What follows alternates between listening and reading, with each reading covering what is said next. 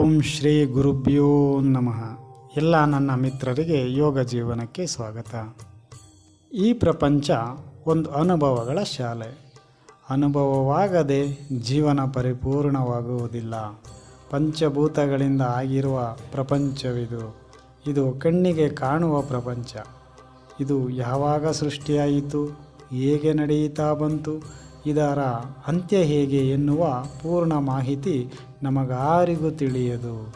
ಆದರೆ ನಾವೇ ಸೃಷ್ಟಿ ಮಾಡಿಕೊಂಡು ಅದರಲ್ಲೇ ಜೀವಿಸುತ್ತಾ ಆನಂದವನ್ನು ಅನುಭವಿಸುತ್ತಾ ಪರಿಪೂರ್ಣ ಜೀವನವಾಗಿಸೋದು ನಮ್ಮ ಆದರ್ಶ ಪ್ರಪಂಚ.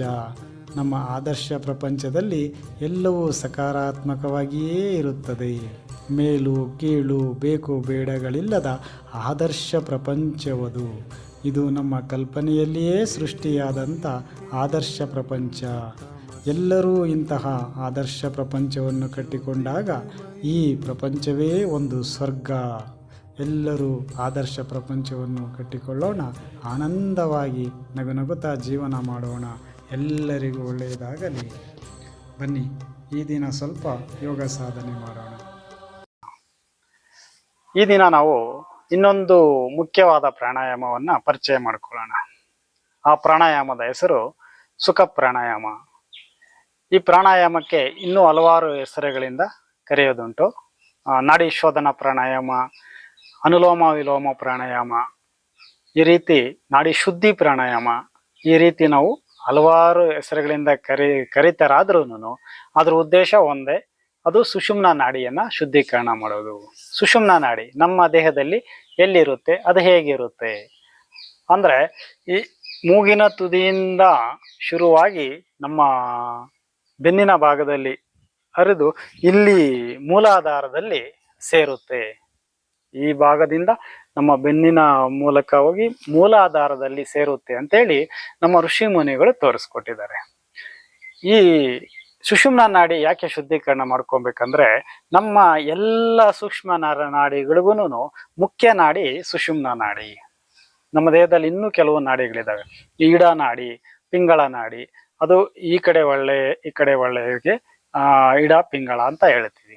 ಈ ನಾಡಿಗಳಲ್ಲಿ ಗಿಂತನೂ ಈ ಸುಷುಮ್ನ ನಾಡಿ ಬಹಳ ಮುಖ್ಯವಾದದ್ದು. ಈ ಸುಷುಮ್ನ ನಾಡಿಯಲ್ಲಿ ಪ್ರಾಣಶಕ್ತಿ ಹರಿಸ್ಬೇಕಾದ್ರೆ ಈ ಎರಡೂ ನಾಡಿಗಳಲ್ಲಿ ಸಮವಾಗಿ ಉಸಿರಾಟ ಆಗ್ತಾ ಇರಬೇಕು. ಇದನ್ನ ನಾವು ಯಾವ ರೀತಿ ನೋಡ್ಕೊಳ್ಳೋದು ಅಂದ್ರೆ, ಈ ತರ ಕೈಯನ್ನ ಇಟ್ಕೊಂಡು ಒಂದ್ 2-3 ಬಾರಿ ಉಸಿರನ್ನ ಈ ತರ ಮಾಡಿದಾಗ ನಮ್ಗೆ ಗೊತ್ತಾಗುತ್ತೆ ಎರಡರಲ್ಲೂ ಸಮವಾಗಿ ಉಸಿರಾಟ ಆಗ್ತಾ ಇದೆಯಾ ಅಂತ. ಒಂದ್ ವೇಳೆ ಆಗಿಲ್ಲ ಅಂದ್ರೆ ನಾವು ಅದನ್ನ ಒಂದು ಸಿದ್ಧತೆಯ ಮೂಲಕನೂ ಮಾಡ್ಕೋಬಹುದು. ಯಾವ ರೀತಿ ಅಂದ್ರೆ, ಈಗ ನಾವು ಜಾಗಿಂಗ್ ಮಾಡೋದು, ರನ್ನಿಂಗ್ ಮಾಡೋದು, ಈ ತರ ಎಲ್ಲನೂ ಮಾಡಿದಾಗ ಉಸಿರು ಕ್ಲಿಯರ್ ಆಗುತ್ತೆ. ಸಮವಾಗಿ ಎರಡೂ ಮೂಗಿನಲ್ಲಿ ಸಮವಾಗಿ ಕಟ್ಕೊಂಡಿರೋದೆಲ್ಲನೂ ಬಿಡಿಸ್ಕೊಂಡು ಉಸಿರು ಸಮವಾಗಿ ಆಗ್ತಾ ಇರುತ್ತೆ. ಇದು ದಿನದಲ್ಲಿ 3 ಸಮಯದಲ್ಲಿ ನಮಗೆ ಸಮವಾಗಿ ಉಸಿರಾಟ ಆಗ್ತಾ ಇರುತ್ತೆ. ಯಾವಾಗ ಅಂದ್ರೆ, ಬೆಳಿಗ್ಗೆ ಸೂರ್ಯೋದಯ ಸಮಯ, ಮಧ್ಯಾಹ್ನ ಪರಿವರ್ತನೆ ಸಮಯ, ಮತ್ತೆ ಸಂಜೆ ಸೂರ್ಯಾಸ್ತಮ ಸಮಯದಲ್ಲಿ ಎರಡೂ ಮೂಗಿನಲ್ಲಿ ಸಮವಾಗಿ ಉಸಿರಾಟ ಆಗ್ತಾ ಇರುತ್ತೆ. ಆಗ ನಾವು ಸಾಧನೆ ಮಾಡ್ಕೋಬಹುದು. ಅದು ಏನಾದ್ರೂ ಆ ಸಮಯದಲ್ಲಿ ಆಗಿಲ್ಲ ಅಂದಾಗ ನಾವು ಈ ಸಿದ್ಧತೆಗಳನ್ನ ಮಾಡ್ಕೊಳ್ಳೋದು. ಇದು ನಮ್ಗೆ ಯಾವಾಗ ಈ ಮೂಗು ಈ ತರ ಕಟ್ಕೊಳ್ಳೋದು ನಮ್ಗೆ ಗೊತ್ತಾಗುತ್ತೆ ಅಂದ್ರೆ, ಈ ಶೀತ ಆಗಿದ್ದಾಗ ನಮ್ಗೆ ಗೊತ್ತಾಗುತ್ತೆ. ಎರಡು ಒಂದ್ ಕಡೆ ಸ್ವಲ್ಪ ಹೊತ್ತು ಜಾಸ್ತಿ ಆಗ್ತಾ ಇರುತ್ತೆ, ಒಂದ್ ಕಡೆ ಬ್ಲಾಕ್ ಆಗಿರುತ್ತೆ. ಆಮೇಲೆ ಇನ್ ಸ್ವಲ್ಪ ಹೊತ್ತಿಗೆ ನೋಡಿ ಈ ಕಡೆ ಬ್ಲಾಕ್ ಆಗಿರುತ್ತೆ, ಇನ್ನೊಂದ್ ಕಡೆ ಓಪನ್ ಆಗಿರುತ್ತೆ. ಇದು 40 ನಿಮಿಷಕ್ಕೆ ಒಂದ್ಸಾರಿ ಬದಲಾವಣೆ ಆಗ್ತಾನೆ ಇರುತ್ತೆ. ಯಾಕೆ ಅಂದ್ರೆ ಅದು ಪ್ರಕೃತಿಯ ನಿಯಮ ಅಷ್ಟೇ. ಅದು ಯಾಕೆ ಅಂತ ನಾವು ಹೇಳಕ್ಕಾಗೋದಿಲ್ಲ. ಅದರದ್ದೇನೋ ಒಂದು ದೇಹನ ಕಾಪಾಡ್ಕೊಳ್ಳೋದಕ್ಕೆ ಆ ಪ್ರಕೃತಿನೇ ಅದನ್ನ ಬ್ಯಾಲೆನ್ಸ್ ಮಾಡ್ಕೊಳ್ತಾ ಇರುತ್ತೆ. ಈಗ ನಾವು ಈ ಸುಷುಮ್ನ ನಾಡಿಯಲ್ಲಿ ಪ್ರಾಣಶಕ್ತಿ ಹರಿಸೋದು ಹೇಗೆ ಅನ್ನೋದನ್ನ ನೋಡೋಣ. ನಾವು ಎಡಗೈನ ಮುದ್ರೆ ಮಾಡ್ಕೋಬಹುದು. ಈ ತರ ಚಿನ್ಮುದ್ರೆ, ಹೆಬ್ಬೆರಳು ಮತ್ತೆ ತೋರು ಬೆರಳಿನ ಚಿನ್ಮುದ್ರೆ ಮಾಡ್ಕೊಂಡು ಅದನ್ನ ಈ ತರ ಕಿಬ್ಬೊಟ್ಟೆ ಕೆಳಗಡೆ ಇಟ್ಕೊಳ್ತೀವಿ ಆರಾಮಾಗಿ. ಇನ್ನೊಂದು ಬಲಗೈನ ಹೆಬ್ಬೆರಳು ಮತ್ತೆ ಕಿರು ಬೆರಳಿನ ಸಹಾಯ ತಗೊಂಡು ನಾವು ಪ್ರಾಣಾಯಾಮ ಶುರು ಮಾಡ್ತೀವಿ. ಹೆಬ್ಬೆರಳಿನಿಂದ ಬಲಗಡೆ ಮೂಗಿನ ಒಳ್ಳೆಯನ್ನ ಕ್ಲೋಸ್ ಮಾಡ್ತೀವಿ.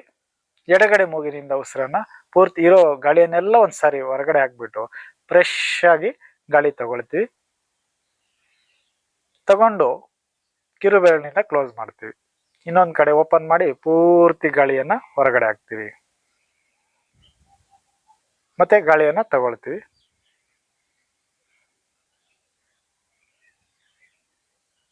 ಮತ್ತೆ ಕ್ಲೋಸ್ ಮಾಡ್ತೀವಿ. ಇನ್ನೊಂದು ಕಡೆ ಹೊರಗಡೆ ಹಾಕ್ತೀವಿ, ಓಪನ್ ಮಾಡಿ ಹೊರಗಡೆ ಹಾಕೋದು, ಮತ್ತೆ ತಗೊಂಡು ಕ್ಲೋಸ್ ಮಾಡೋದು. ಈ ರೀತಿ ನಿಧಾನವಾಗಿ ಕಂಟಿನ್ಯೂ ಮಾಡ್ತಾ ಇರ್ತೀವಿ. ಇದರಲ್ಲಿ ಯಾವುದೇ ರೀತಿಯ ನಂಬರ್ಸ್ ಕೌಂಟ್ಸ್ ಇಲ್ಲ, ರೇಷಿಯೋ ಅಳವಡಿಸಿಕೊಳ್ಳೋದಿಲ್ಲ. ನಿಧಾನವಾಗಿ ತಗೊಳ್ತೀವಿ, ಕ್ಲೋಸ್ ಮಾಡ್ತೀವಿ, ನಿಧಾನವಾಗಿ ಹೊರಗಡೆ ಹಾಕ್ತೀವಿ. ಪೂರ್ತಿಯಾಗಿ ಗಾಳಿಯನ್ನ ತಗೊಂಡು ಮತ್ತೆ ಪೂರ್ತಿಯಾಗಿ ಗಾಳಿಯನ್ನ ಹೊರಗಡೆ ಹಾಕ್ತೀವಿ. ಆದ್ರೆ ಶಬ್ದನೂ ಮಾಡೋ ಅವಶ್ಯಕತೆ ಇಲ್ಲ.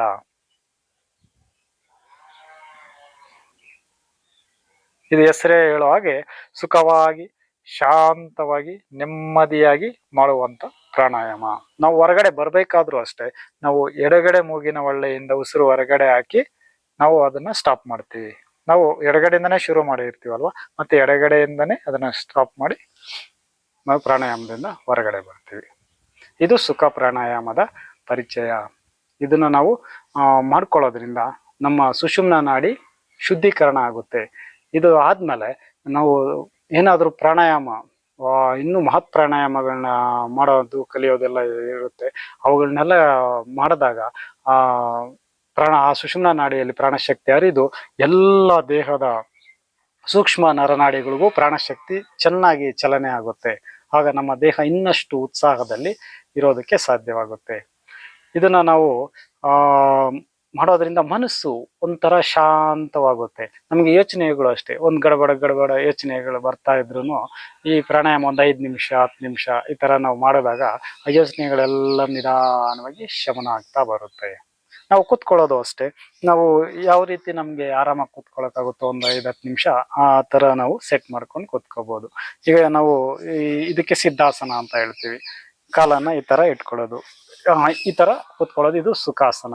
ನಮ್ಗೆ ಆಮೇಲೆ ಇನ್ನೂ ಕಲ್ತ್ಕೊಂಡಿದೀವಲ್ಲ ನಾವು ಪ್ರಾಣಾಯಾಮ ಮಾಡಬೇಕಾದ್ರೆ ವಜ್ರಾಸನ, ಯೋಗಾಸನ ಮಾಡುವಾಗ ಪದ್ಮಾಸನ, ಈ ರೀತಿ ನಾವು ಯಾವ ತರ ಆಸನದಲ್ಲಿ ಬೇಕಾದ್ರೂ ಕೂತ್ಕೋಬಹುದು. ಇದಷ್ಟೆಲ್ಲ ಆಗಿಲ್ಲ ಅಂದ್ಮೇಲೆ ನಾವು ಚೇರ್ ಮೇಲೆ ಕೂತ್ಕೊಂಡು ಮಾಡಬಹುದು. ಆದ್ರೆ ಇದು ಮಾಡೋವಾಗ ಯಾವುದೇ ತರ ದೇಹವನ್ನ ಅಲುಗಾಡಿಸದೆ ಆರಾಮಾಗಿ ಕೂತ್ಕೊಂಡು ಮಾಡೋ ತರ ನೋಡ್ಕೊಂಡ್ರೆ ಚೆನ್ನಾಗಿರುತ್ತೆ ಅಂತ. ಇದನ್ನ ಅಭ್ಯಾಸ ಮಾಡೋಣ. ನೆಕ್ಸ್ಟ್ ಇನ್ನೊಂದು ಮುಂದಿನ ಭಾಗಗಳಲ್ಲಿ ಇನ್ನಷ್ಟು ಮಹತ್ವ ಪ್ರಾಣಾಯಾಮಗಳ ಬಗ್ಗೆ ತಿಳ್ಕೊಂಡು ಅಭ್ಯಾಸ ಮಾಡೋಣಂತೆ. ಎಲ್ಲರಿಗೂ ಒಳ್ಳೆಯದಾಗಲಿ. ಧನ್ಯವಾದಗಳು. ನಮಸ್ಕಾರ.